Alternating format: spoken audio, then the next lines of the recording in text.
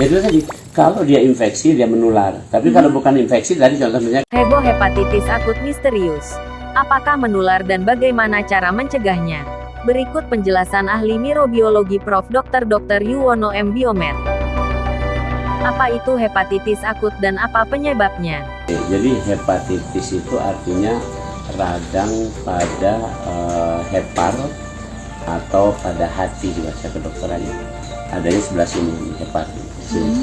Oke, radang di sini di hepar ada organ tubuh kita dalam sini. Kalau ini kan jantung ya, cuman orang sering ngomong hati di sini kan, padahal di hati sini. Jadi radang pada hepar ini namanya hepatitis. Oke. Kemudian akut artinya kejadiannya kurang dari 2 minggu sejak dia kena. Jadi sejak dia kena terus muncul gejalanya atau tandanya itu kurang dari 2 minggu. Mungkin untuk dicatat dulu ya. Jadi hepatitis tidak semuanya karena infeksi. Jadi hepatitis ada 2 kemungkinan. Bisa infeksi, bisa bukan infeksi. Kan hepatitis itu ada radang pada hati. Jadi radang ini bisa disebabkan oleh misalnya keracunan obat-obatan bisa, ya, atau keracunan makanan minuman yang misalnya membuat gangguan pada pencernaan yang khususnya adalah sistem bilirubin atau tentang empedu tadi, maka dia bisa juga radang pada hati ini tadi. Nah, atau yang kita kenal yang mungkin rame-rame sekarang dianggap ini suatu infeksi. Jadi, juga kelainan imunitas juga bisa menyebabkan terjadinya kemungkinan penyakit hepatitis ini radang pada hati tadi. Apakah penyakit hepatitis akut ini menular? Ya itu tadi, kalau dia infeksi dia menular. Tapi kalau bukan infeksi tadi contohnya karena keracunan, tentu nggak menular karena gangguan imunitas nggak menular dong. Atau karena misalnya obat-obatan nggak menular dong. Tapi kalau karena dia kena infeksi tadi, infeksi virus atau infeksi amuba tadi itu menular.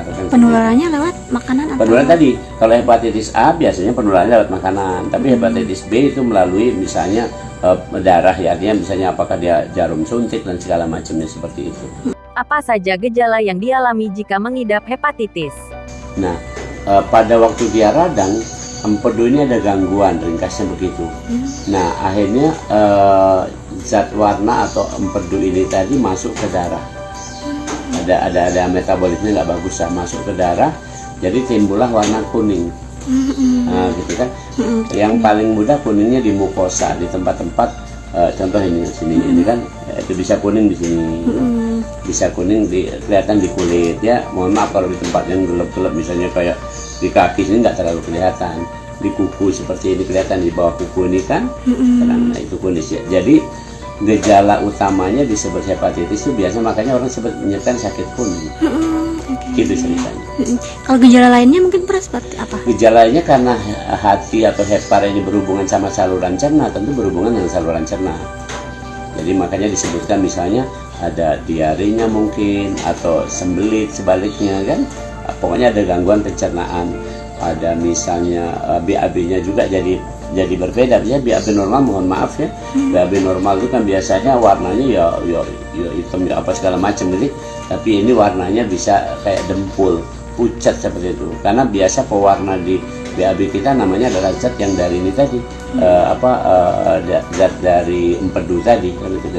Nah, kemudian yang lain lagi adalah gejala lainnya saluran pencernaan yang ke atas, misalnya mual muntah dan sebagainya. Yang lainnya tentu biasanya ada demam dan sebagainya, dan ini karena berhubungan dengan hati, maka juga ini biasanya adalah gejalanya agak lemes dan sebagainya. Itu kira-kira. Bagaimana cara mencegah agar tidak terkena dan tertular hepatitis?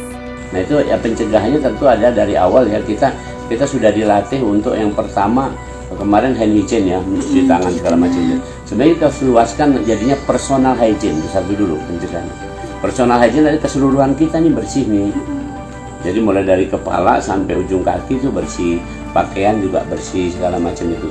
Nah kemudian kedua, pencegahan kedua itu sanitasi lingkungannya kan harus bersih, apalagi makanan minuman ya, mohon maaf ya, kan makanan minuman kan dari sumber air juga. Kalau sumber airnya kotor kan jadi sanitasi kan lingkungan kita, termasuk air flow segala macam ini kan harus dipertimbangkan. Nah itu baru, yang lainnya adalah tetap saya kembali kepada yang saya omongkan, yang Prof Yuwono W, cara-cara Prof Yuwono ini tak masih menguatkan imunitas. tidur 6 jam segala macam itu kan, itu yang saya sering sebutkan itu. Iya. Memang itu 3 itulah sebenarnya yang harus kita lakukan masyarakat. 1 personal hygiene, 2 sanitasi, dibersihin lah gitu. Walaupun kita belum mampu membuat misalnya lingkungan rumah kita yang bukan masalah mewah nggak, tapi bersih nggak, kira-kira seperti itu kan. Kemudian yang ketiga, menjaga imunitas kita. Jangan lupa subscribe, share, komen, dan like ya.